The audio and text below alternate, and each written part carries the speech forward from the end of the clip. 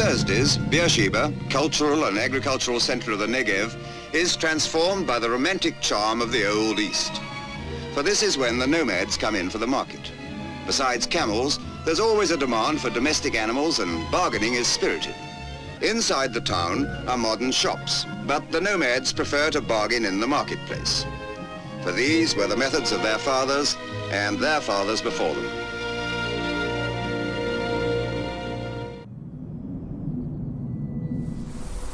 On the 31st of October 1917, 100 years ago, Beersheba, as well as the whole of Palestine, experienced a transformation that would change the course of history forever.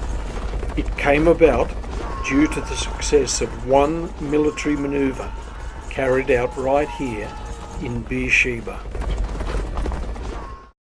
The mad Australians was a common description. Not so mad, brave, heroic, turning the tide of history, making history, fulfilling history. The charge of the Australian Light Horse at Beersheba on the 31st of October 1917 is one of the most important components of Australia's military history, but it also had worldwide ramifications, because on the very same day in London, the members of the British War Cabinet made a decision, later known as the Balfour Declaration, that pending the capture of Palestine from the Turks, the British government would view with favour the establishment of a Jewish national home in Palestine. So we have two events happening on the same day at virtually the same time. I also recall about the age of 5 or 6, my father took me with him. He was part of a shearing team. We went to a person's place called Reg Clapp, who'd been in the 10th Light Horse. My father at the afternoon tea break said, "Reg, tell him what you did when you were in Palestine." And so at the age of 5 or 6, I began to have this interest in Australia's military involvement in the Middle East. British involvement went right the way up until 1948.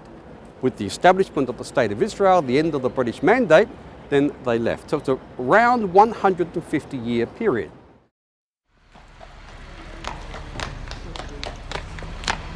By 1914, when Australia joined the war against Germany, there were 23 regiments in the militia of the Commonwealth Military Forces. Many men from these units quickly joined the Light Horse regiments of the Volunteer Australian Imperial Force. The Light Horse was looked upon as the national arm of Australia's defence, and young men, predominantly from the outback, flocked to join. Many brought their own horses, and some even bringing their dogs.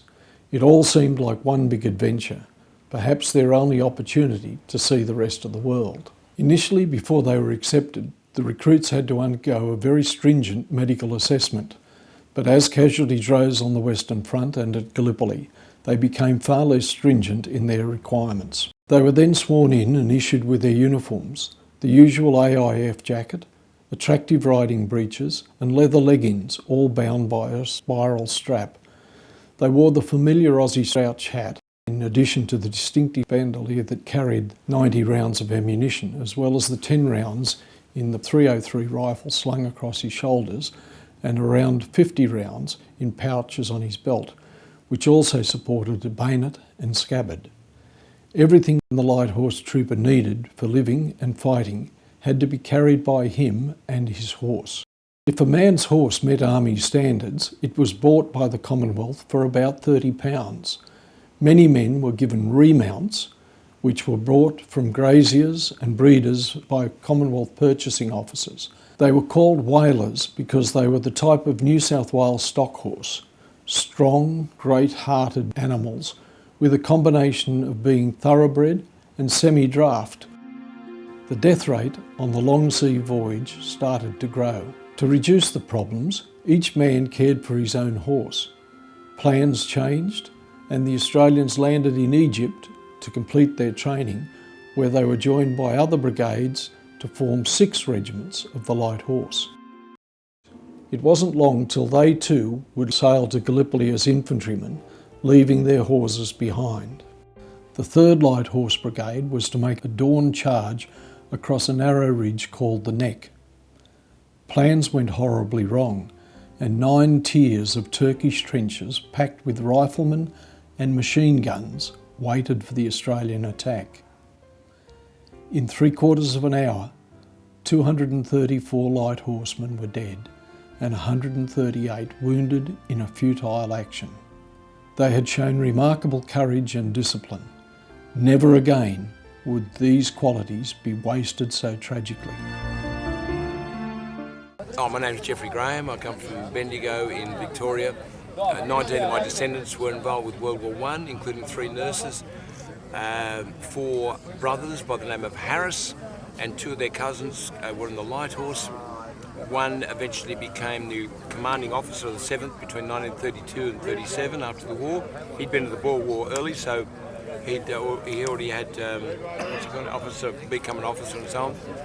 The 4 of them were 3 of them were wounded. 3 of the brothers were wounded. 1 at Lone Pine, 2 around the desert area, and 1 got malaria at Jericho. 1 was wounded at Beersheba on the 4th of November. Other interesting little thing a lot of people don't realise is that the huge number of horses that came to the war, when they were wounded, they would often go into rehab themselves. It's called the Blue Cross, not the Red Cross. They'd be patched up and then they go back to the war. And Banjo Patterson was there looking after the horses at one stage, in charge of 50,000 horses and 10,000 mules. And his job was to get the rat bags, if you like, to break them in. And they proudly called themselves Horse Dung Hussars. When the Light Horse went to Egypt, the Queenslanders, Tasmanians and South Australians wore emu hide with long brown feathers tipped with white still attached. It was the proud badge of the Light Horsemen. The Arabs called them the Kings of the Feathers. Australian troopers called themselves Biljims and were as much at home in the desert as were the Arab nomads called Bedouins.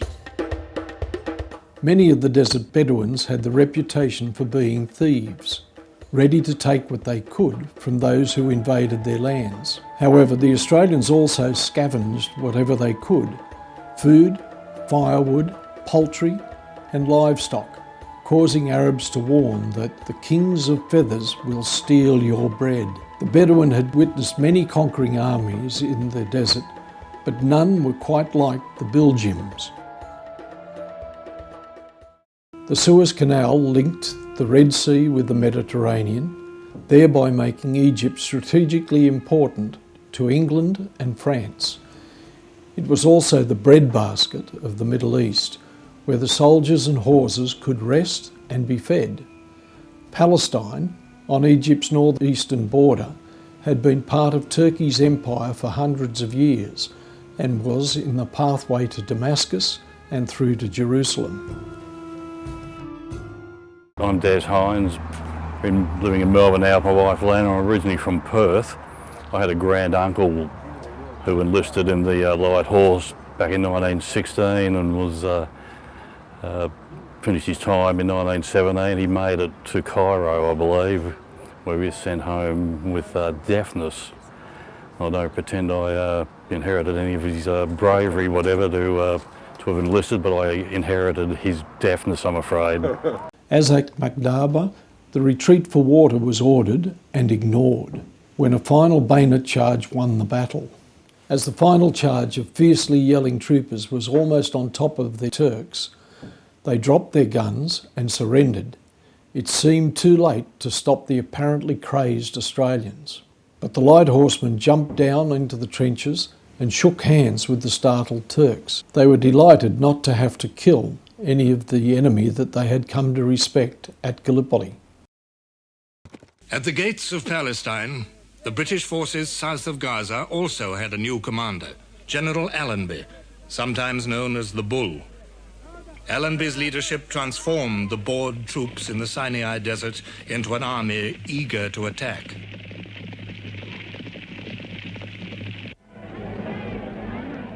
Preparations for a great offensive gathered speed. Allenby wrote home, "I shall not attempt anything on a big scale until I have got what has been promised me.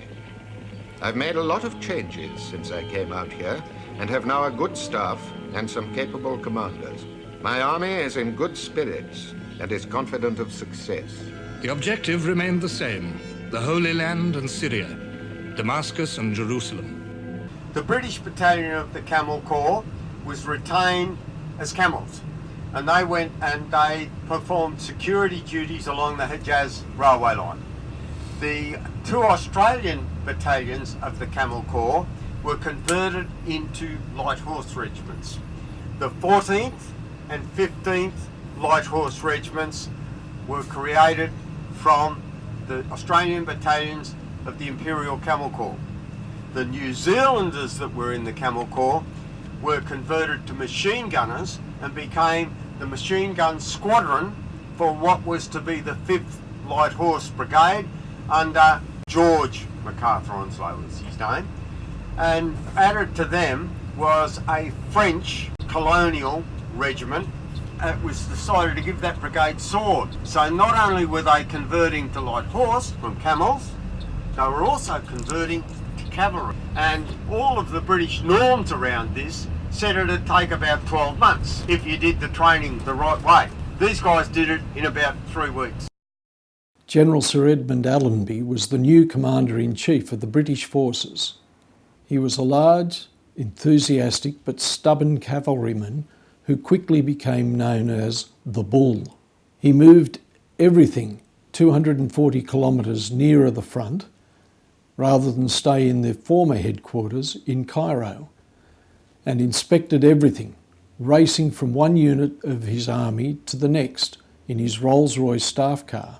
In his drive for increased efficiency, Allenby reformed his mounted units into the Desert Mounted Corps under General Cheval. Instead of following General Murray's lead and attacking Gaza again, he would strike at the other end of the line at Beersheba. As part of his plan, he arranged for a British officer to lose some documents which convinced the Turks that the main British attack was again going to fall on Gaza, and that there would be a decoy attack at Beersheba. Allenby's plan included a series of secret night marches as the British infantry prepared to attack Beersheba from the south and west. At the same time, the Desert Mounted Corps under Cheval would sweep out into the waterless east and attack from the desert. The Battle of Beersheba was fought on the 31st of October 1917, when the Egyptian Expeditionary Force attacked and captured the garrison at Beersheba to break the Gaza-Beersheba line and begin the offensive towards the north.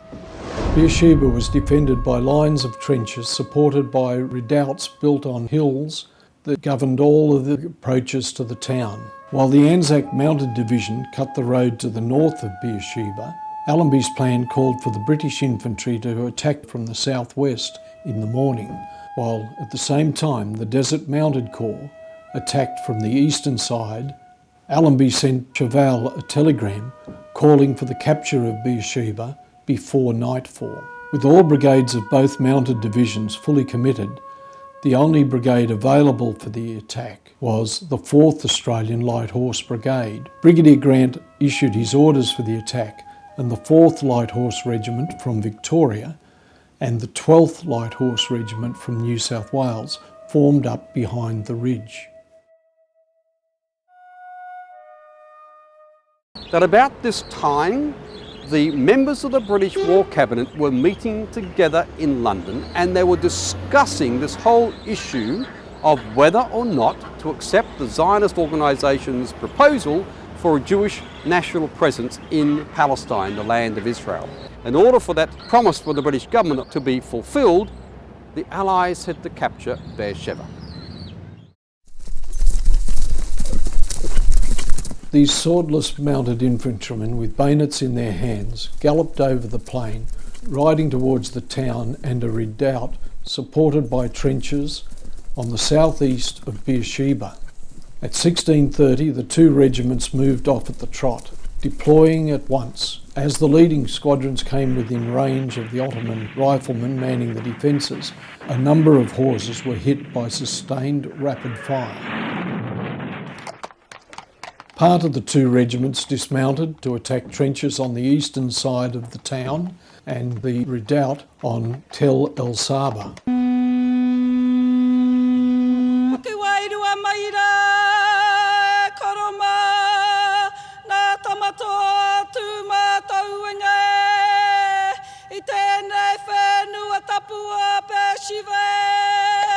Once Tel El Saba was captured by the New Zealanders at about 2:30 in the afternoon, getting up towards 3 o'clock, then General Cheval had a bit of a problem.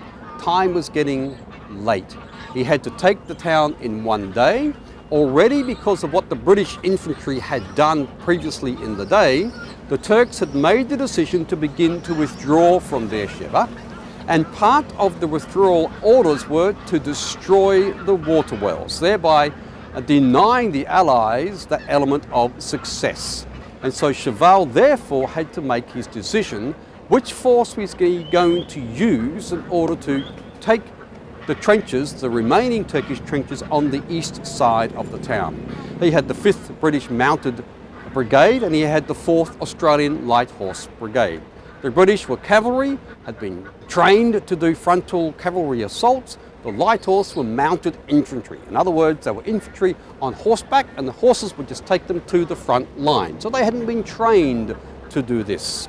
At about 4 o'clock or thereabouts, he chose the Australians over the British. Now that's not to say he favoured the Australians so much. It was probably more a case he knew the Australians would just charge in and do something which had to be done very, very quickly and not according to the book.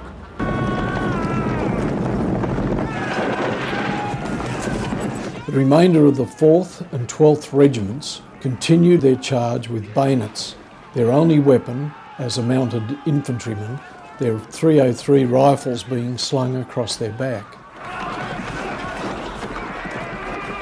Some of them dismounted and fought hand-to-hand against the Turks in the trenches.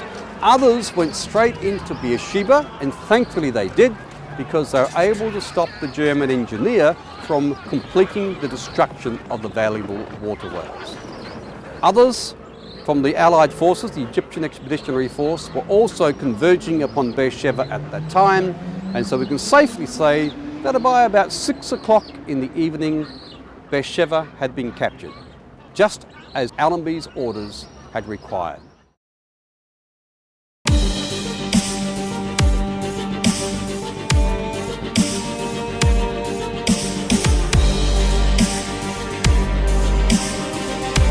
The capture of Beersheba and part of its garrison was achieved in the late afternoon, thus securing the wells.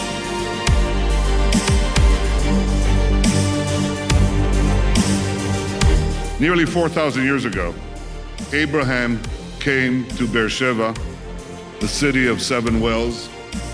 Exactly 100 years ago, the heroism of your fallen men will never be forgotten. The brave soldiers who are buried here played a crucial role in defeating the Ottoman Empire, liberating the Holy Land, ending 400 years of Ottoman rule in one great dash. My grandfather enlisted in Liverpool in Sydney in the early days. He went through in 1915. Went into Galipolli and he was part of the Light Horse, the 12th Light Horse. When they went to Galipolli, they changed the 7th Light Horse temporarily, then he regrouped with the 12th Light Horse to start going through the Sinai and up to Beersheba eventually, and was in the charge here. This was the last great cavalry charge in history. There were more men and horses in this charge than there were in the charge of the Light Brigade. It was a bigger charge, and it was successful. And they spurred their horses through that fire, those mad Australians, through that fire, and took the town of Beersheba, secured the victory that did not create the state of Israel, but enabled its creation. I'm Barry Rogers. I'm the organiser of the In the Steps of the Light Horse Tour. It's been a big job to organise it all. probably had my life put on hold for the last year or so, but it's all coming together despite many, many difficulties. It's coming together, and I'm very, very pleased. And my grandfather enlisted, well, he enlisted in the start of 2017, but my great-grandfather wouldn't let him go until he was 19 years old. And when he went back to Australia, he saw that the troops that came back really needed a lot more looking after than they were getting. So he was responsible for setting up a repatriation hospital in Melbourne, and eventually became actually a politician. But he died at the age of 50, so I think his health was never really good.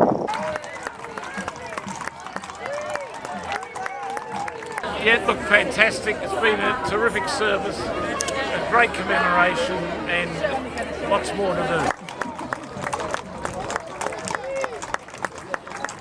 Here we are celebrating that Australia assisted the breaking open of the Ottoman Caliphate so that the nation and the state of Israel could be formed.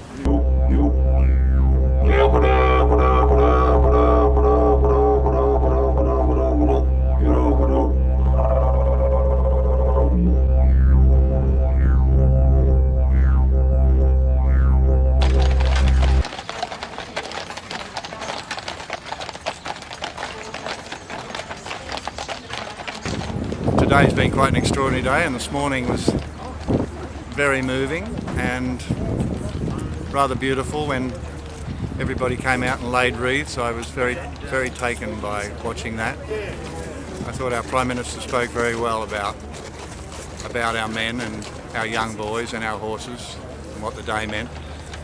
And we've moved through.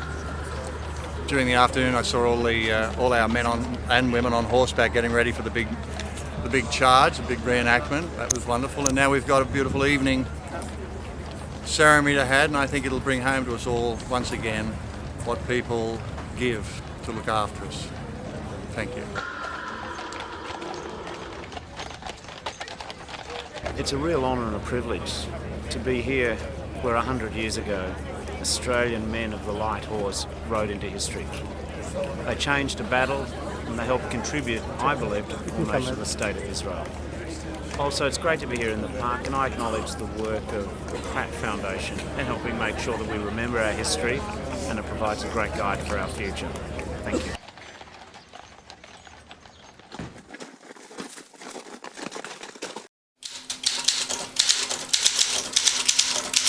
At about the same time in London, the British War Cabinet voted 9 in favour, 1 against the Zionist proposal for having a Jewish national home in Palestine. So the two basically came together on the same day. So as we can see, the Battle of Beersheba was more than just a military victory. The 4th Light Horse Brigade suffered a total of 35 killed and 39 wounded. Of these, the 12th Regiment suffered 20 killed and 19 wounded. Most of the wounded light horsemen fell during the charge, with the high percentage of killed to wounded occurring during hand-to-hand fighting in the trenches themselves. My name is Trish Freeman and I'm from Gerringong, New South Wales, and I've come to Israel to retrace the footsteps of my grandfather, Hugh Humphrey Love, who was a member of the 6th Light Horse Regiment. He left Australia in September 1916. He was 22 years old, and he was lucky enough to survive and returned, although suffering seriously from malaria, in February 1919. And it's a wonderful place to be and to see where he has been and to walk in his footsteps. The Desert Mounted Corps almost encircled the Ottoman infantry in the Judean hills, capturing the main supply bases, communications, and securing the line of retreat. By the 25th of September, one Ottoman army had been destroyed, and what remained of the other two were in retreat northwards towards Damascus. The 4th Australian Light Horse Brigade was given the job of capturing the strategic railway junction and station at Samak on the south shore of the Sea of Galilee. It was protected by 13 German machine guns, a 77mm field gun, and hundreds of Turks armed with grenades. Before dawn on the 25th of September, 2 squadrons from each of the 12th and 11th Light Horse Regiments embarked on a charge. The enemy fire began before they were within 800 metres of the station, and several horses fell. On reaching the village, they fought fiercely but were outnumbered and rained upon by the Germans firing from the windows of the second story of the strong station fort. Only when the Australian machine gunners arrived, following the charge, did the tide begin to turn. The 2 squadrons then bashed down the door of the station and went from room to room fighting with bayonet, sword and fist. It was the bloodiest battle on this operation, with 14 Anzacs killed and 64 wounded, together with over 100 horses. They killed around 100 mostly German enemy and captured 365 prisoners, with many more wounded. This was one of the last monumental charges in military history, as thereafter mechanised transport and tanks were used instead of horses. In Sydney's Botanical Gardens, a poignant reminder, a memorial to the Australian Light Horse. 'Twas a famous victory, a century ago in time and a world away across the ocean, in Beersheba, Palestine in World War I, when the Australian Light Horse, with audacity and verve and courage, charged the entrenched Turkish positions in Beersheba, took the city, and thus began the end of the Ottoman Empire, and so changing the course of history in the Middle East. Hundreds of the whalers who had charged at Beersheba or taken part in the last great ride to the north were taken away to the olive groves and assembled there ready to be sold to the British Army as imperial mounts. Those classified in the D category were given one last nosebag and then shot. Their death was devoid of panic. They trusted the men in uniform and now were well used to the sound of gunfire. Before the Light Horse left to return to Australia, General Allenby wrote a remarkable tribute to them. It concluded, "The Australian Light Horseman combines with a splendid physique a restless activity of mind. This mental quality renders him somewhat impatient of rigid and formal discipline, but it confers upon him the gift of adaptability. And this is the secret of much of his success, mounted or on foot, in his dual role. The Australian Light Horseman has proved himself the equal of the best. He has earned the gratitude of the Empire and the admiration of the world." Eventually, late in 1919, the last of the Light Horse were back in Australia. The regiments broke up, the men returned to homes and families, farms and jobs. The Light Horse of the 1st AIF had existed for 5 remarkable years.